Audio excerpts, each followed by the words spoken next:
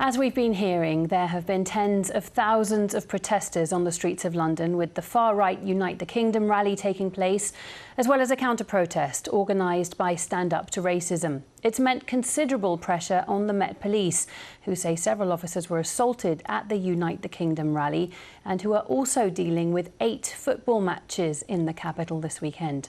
Bryony Williams reports now from Westminster. Yes, one capital city, 2 protests and thousands of people engulfing the streets of London. Some protesters are just filtering out over Westminster Bridge at the moment.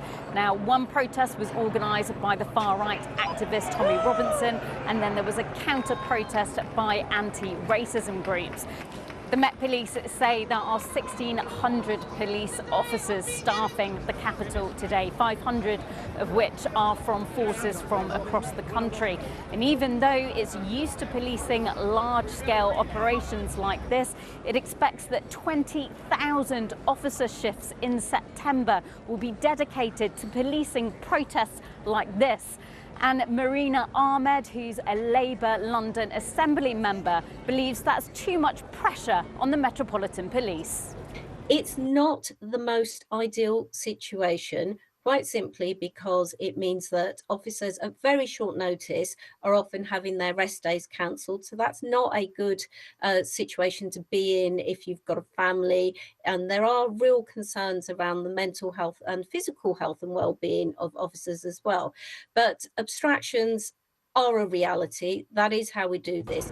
As well as protests, there are also some top-tier football matches today, including local derbies, and policing all of this comes at a cost. Now, the Met Police estimates that in September alone, policing protests and high-profile events could cost over £10 million.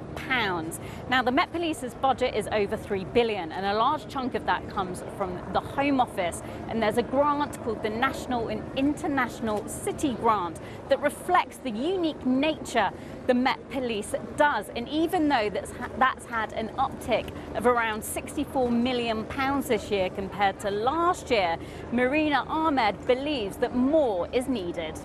We need more in London, and what we have asked for is that money is looked at and it is actually linked to inflation and operational needs figures as well.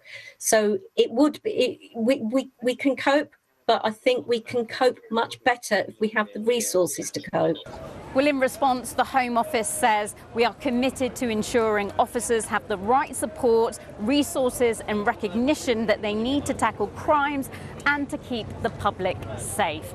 But with more protests expected as the US President Donald Trump visits the United Kingdom in the coming days, the Met Police once again have a costly and complex policing operation to organise. A number of police officers have been assaulted at a protest taking place in central London. As you may have been hearing, more than 100,000 people gathered for the march, organised by far-right activist Tommy Robinson, with a counter-protest also taking place, organised by anti-racism campaigners. The Metropolitan Police said they aimed to keep the 2 groups apart. 9 Metropolitan Police officers have been suspended over allegations including excessive use of force.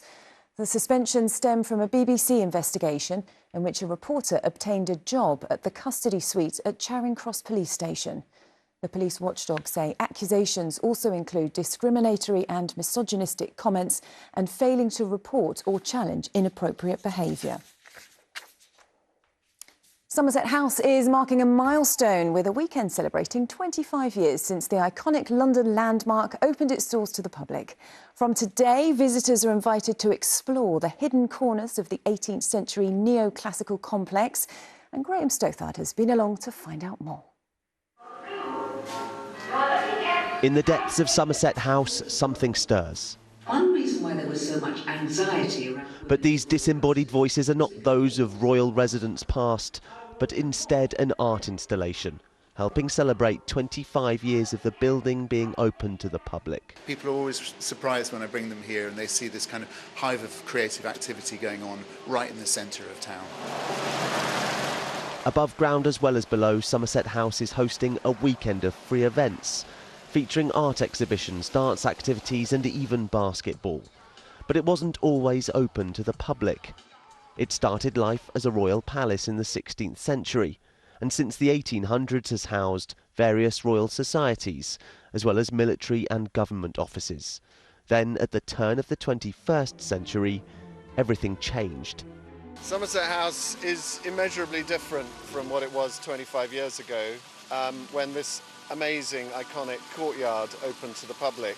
Before that, believe it or not, it was covered in tarmac and it was a government car park. The bit of the building that's full of artists used to be the tax office.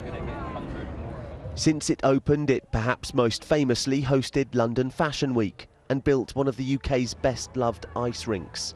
But they also develop homegrown talents such as Tyrese.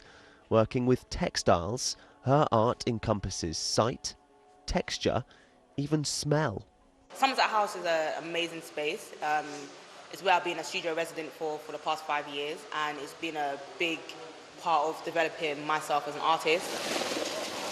In the famous courtyard there lies another huge piece, named The Dream or The Spell.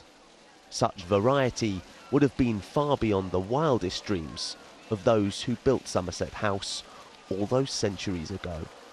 Graham Stothard, ITV News. A long-awaited exhibition dedicated to the late David Bowie opened today as part of V&A Storehouse in Hackney. The exhibition is housing tens of thousands of items related to the musician, including stage outfits, photos, handwritten lyrics and instruments. There isn't room to display them all at once, so they will be on rotation.